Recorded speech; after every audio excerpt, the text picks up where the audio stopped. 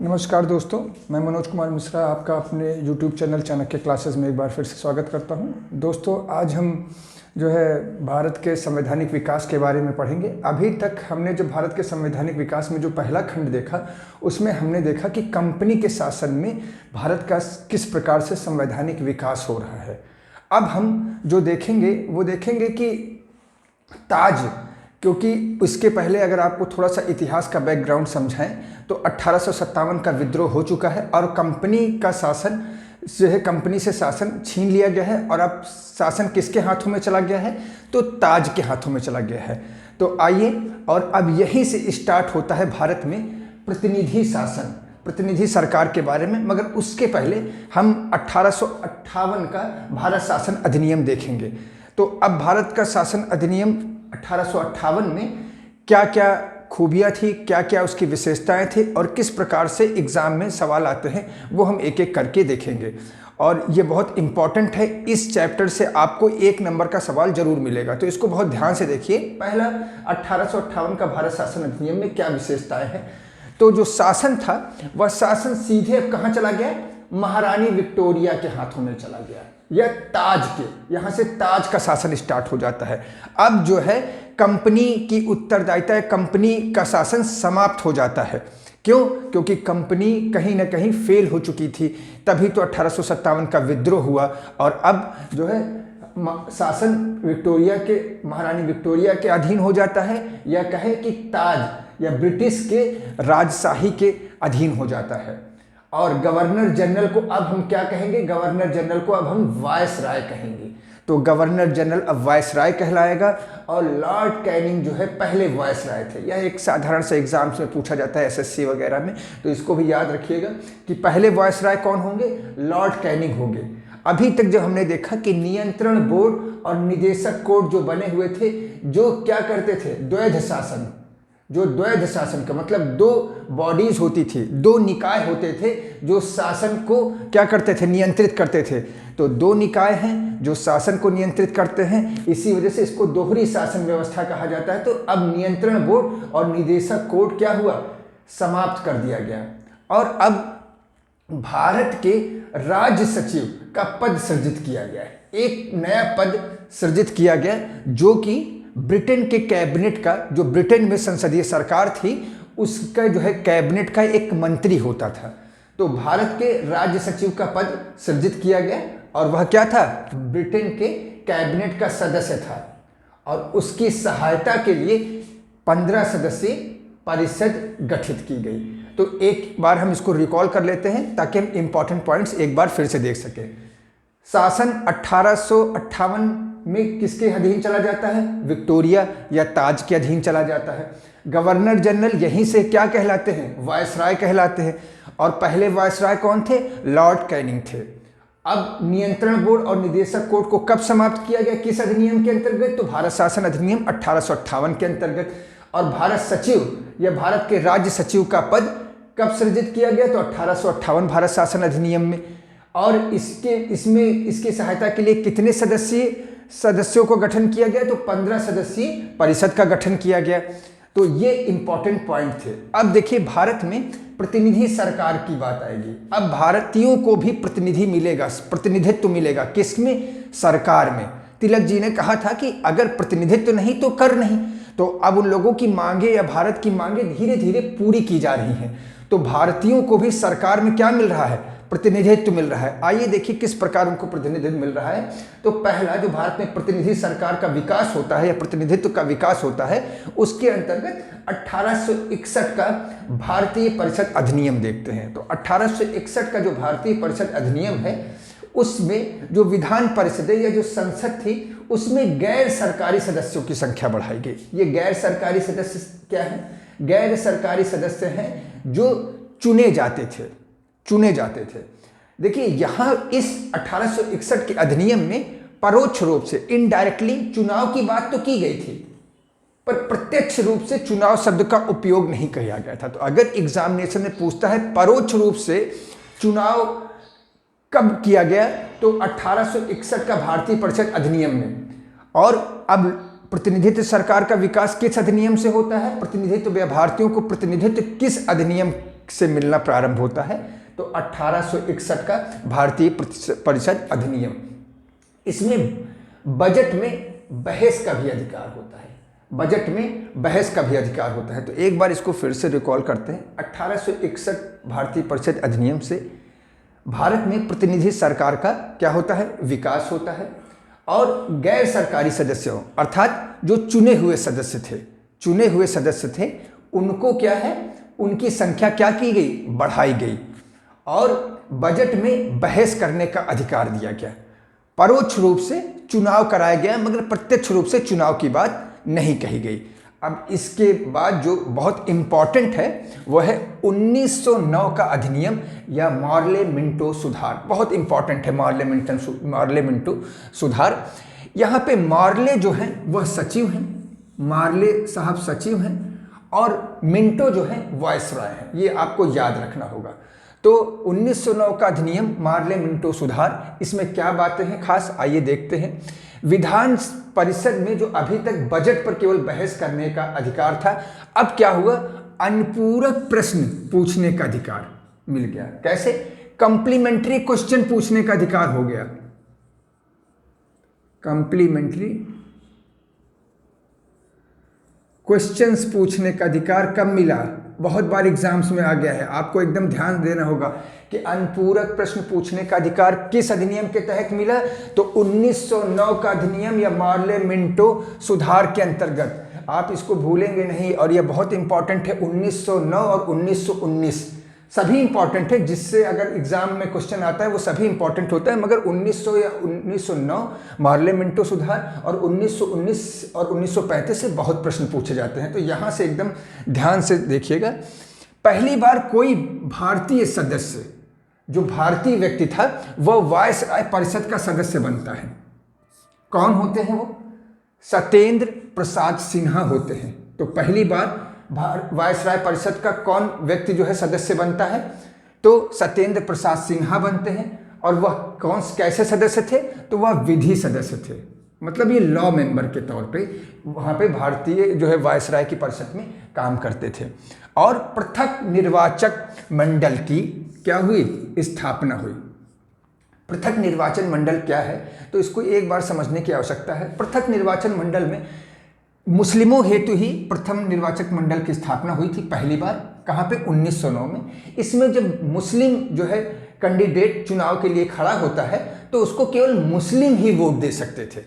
तो यह सांप्रदायिकता का एक आधार है। भारत में जो सांप्रदायिकता का बीज बेरने का काम ये किसने किया, 1909 के अधिनियम ने या मार्ले मिंटो सुधार ने। दरअसल यह सुधार नहीं था, यह भारत में सांप्रदायिकता का बीज बोने का काम किया था। इसको तो नाम अंग्रेजों ने लिखा मार्ले मिंटो रिफॉर्म्स। तो पृथक निर्वाचन मंडल जो है मुस्लिमों के लिए सबसे पहले कब दिया गया, तो 1909 के मार्ले मिंटो सुधार में। अब इसी वजह से लॉर्ड मिंटो को, यह प्रश्न कई बार पूछा गया, लॉर्ड मिंटो को सांप्रदायिक निर्वाचन मंडल का जनक माना जाता है। सांप्रदायिक निर्वाचक मंडल का जनक माना जाता है। तो यह बहुत इंपॉर्टेंट है। सांप्रदायिक निर्वाचन मंडल का जनक किसे माना जाता है, तो मिंटो को माना जाता है। एक बार इसको फिर से रिकॉल करते हैं। अनुपूरक प्रश्न की पूछने की जो आज़ादी थी, या जो है किस अधिनियम के तहत अनुपूरक प्रश्न पूछने का प्रावधान किया गया, तो 1909। किस अधिनियम के अंतर्गत सबसे पहली बार कोई भी भारतीय वायसराय परिषद का सदस्य बना, तो 1909। कौन था, सत्येंद्र नाथ सिन्हा। क्या काम था उनका, विधि के मामले में वायसराय को क्या देना, सलाह देना। पृथक निर्वाचन मंडल की जो है शुरुआत किस अधिनियम से हुई, तो 1909 से। किस धर्म के व्यक्तियों के लिए, तो मुस्लिम धर्म के व्यक्तियों के लिए। और इसी वजह से लॉर्ड मिंटो को सांप्रदायिक निर्वाचन मंडल का या कम्युनल इलेक्टोरेट का क्या माना जाता है, फादर ऑफ कम्युनल इलेक्टोरेट। ठीक है, सेपरेट कम्युनल इलेक्टोरेट। ठीक है, इंग्लिश में इसको कहते हैं सेपरेट कम्युनल इलेक्टोरेट। भारत शासन अधिनियम 1919, यह बहुत इंपॉर्टेंट है। इसको मॉन्टेग्यू चेम्सफोर्ड सुधार कहा जाता है। मॉन्टेग्यू भारत सचिव थे, ये भारत सचिव हैं पहला नाम। और चेम्सफोर्ड क्या है, यह वायसराय है, ये वायसराय है। केंद्रीय और प्रांतीय सूचियों का निर्माण हुआ। तो कुछ ऐसे सूची बने जिसमें केंद्र अपने कानून बना सकता है और राज्य अपने कानून बना सकता है। तो केंद्रीय और प्रांतीय सूचियों का निर्माण किस अधिनियम के तहत हुआ? तो 1919 या मॉन्टेग्यू चेम्सफोर्ड के तहत। अब प्रांतीय विषयों को कितने भागों में बांटा गया? 2 भागों में। पुनः पहले तो केंद्रीय और सभी कानून बनाने वाले जो विषय थे उनको 2 भागों में बांटा गया। पहला क्या था? केंद्रीय, और दूसरा क्या था? प्रांतीय। अब पुनः प्रांतीयों को, प्रांतीय जो सूची थी, राज्य सूची उनको कह लीजिए, राज्य सूचियों को 2 भागों में बांटा गया। पहला क्या था? हस्तांतरित या ट्रांसफरेबल। हस्तांतरित वह सूची थी जिस पे सीधे गवर्नर क्या करता था? गवर्नर कानून बनाता था। और आरक्षित वह सूची थी जिसमें गवर्नर की कार्यपालिका जो है क्या करती थी? वो जो है क्या कहते हैं, वह कानून बनाने का अधिकार रखती थी। अब कार्यकारी परिषद में 6 सदस्य होते थे। इसकी कार्यकारी परिषद में जिस कार्यपालिका की हम बात करते हैं कि जिस पे आरक्षित, इसकी कार्यपालिका में 6 सदस्य थे और 6 में से 3 सदस्यों का, यहाँ लिखा नहीं, 3 सदस्यों का भारतीय होना आवश्यक था। 3 सदस्यों का भारतीय होना आवश्यक था। और पहली बार द्विसदनीयता कही गई, मतलब बाइकैमरलिज्म, मतलब लोकसभा या राज्यसभा की नींव कहाँ से पड़ी? मॉन्टेग्यू चेम्सफोर्ड जो है से बनी, या भारत शासन अधिनियम जो है 1919। द्विसदनीयता मतलब बाइकैमरलिज्म, राज्यसभा और लोकसभा, RS और LS, अपर हाउस या लोअर हाउस। अब दूसरा है प्रत्यक्ष निर्वाचन। अब देखिए बहुत इंपॉर्टेंट है, चुनाव के बारे में सबसे पहले किस में कहा गया? तो चुनाव के बारे में सबसे पहले 1919 में प्रत्यक्ष चुनाव हो रहे हैं। सांप्रदायिक आधार पर निर्वाचन का, सांप्रदायिक आधार पर निर्वाचन मंडल का विस्तार किया जाता है। अब पहले जो मुस्लिमों को ही केवल सांप्रदायिक या पृथक निर्वाचन मंडल का लाभ मिल रहा था, अब यह कहाँ तक बढ़ा दिया गया? यह ईसाइयों तक, सिखों तक और यूरोपियों तक बढ़ा दिया गया है। ये कई बार प्रश्न पूछा गया है। तो मुस्लिमों के लिए पृथक निर्वाचन मंडल सबसे पहले कब दिया गया? तो 1909 में। और ईसाइयों, सिखों और यूरोपियों के लिए कब दिया गया? तो 1919 या मॉन्टेग्यू चेम्सफोर्ड सुधार के अंतर्गत। लोक सेवा आयोग या UPSC जो आज है हमारे, जिसके अंतर्गत हम IAS की परीक्षा करते हैं, प्रांतीय लोक सेवा आयोग नहीं, जो है जो संघ लोक सेवा आयोग है, लोक सेवा आयोग का गठन होता है। और वैधानिक आयोग का भी गठन होता है। यह वैधानिक आयोग का काम था 10 वर्ष पश्चात अपनी रिपोर्ट प्रस्तुत करना। यही वैधानिक आयोग 10 वर्ष पश्चात नहीं, 1927 में साइमन कमीशन के नाम से आता है।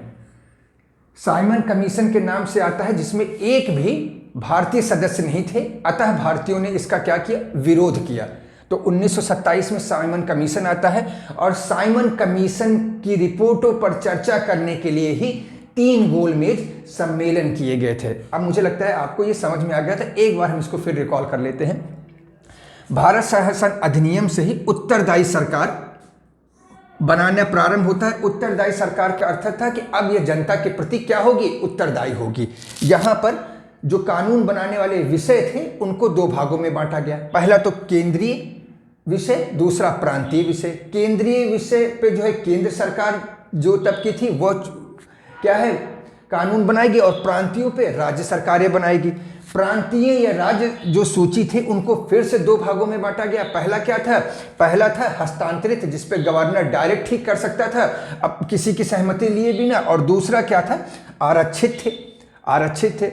और दूसरा जो है वो आरक्षित विषयों पे उसे कार्यपालिका की जो है सहमति लेना आवश्यक था। कार्यपालिका में 6 सदस्य होने थे, 6 में से 3 का भारतीय होना आवश्यक था। द्विसदनीयता या बाइकैमरलिज्म भारत शासन अधिनियम से प्रारंभ किया गया। प्रत्यक्ष निर्वाचन या डायरेक्ट इलेक्शन की बात कब की गई? इनडायरेक्ट इलेक्शन की बात की गई थी 1861 अधिनियम में, और इनडायरेक्ट इलेक्शन की बात 1919 अधिनियम के तहत की गई। सांप्रदायिक आधार पर निर्वाचन का जो है विस्तार किया गया, और कौन कौन से धर्म के व्यक्तियों को जोड़ा गया? तो ईसाई, सिख और यूरोपियों को जोड़ा गया। लोक सेवा आयोग का क्या हुआ? गठन किया गया।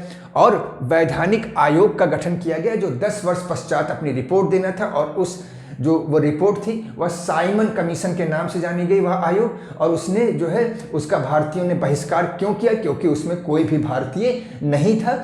और साइमन कमीशन की रिपोर्ट पर ही चर्चा करने हेतु जो है 3 गोलमेज सम्मेलन किए गए। उस गोल सम्मेलन में ब्रिटिश भारत, ब्रिटिश सरकार, ब्रिटेन की सरकार और राजशाही सरकार के प्रतिनिधि शामिल हुए। अब आइए हम भारत शासन अधिनियम 1935 को पढ़ते हैं। बहुत महत्वपूर्ण है भारत शासन अधिनियम 1935। इसमें कितनी धाराएं थी?